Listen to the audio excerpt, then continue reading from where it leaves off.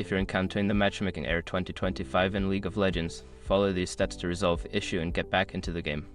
Step 1. Check server status. Visit the official League of Legends server status page to ensure that the server is online and there are no ongoing issues. If the servers are down, you will need to wait until they are back up. Step 2. Restart the game client. Close the League of Legends client completely and restart it. This can help refresh your connection and resolve temporary glitches that may be causing the error. Step 3. Update the game. Make sure your League of Legends client is fully updated. Check for any available updates and install them. An outdated client can lead to various errors, including matchmaking issues. Step 4. Repair the game files. Use the built-in repair tool in the League of Legends client. Go to the settings menu, find the repair option, and run it.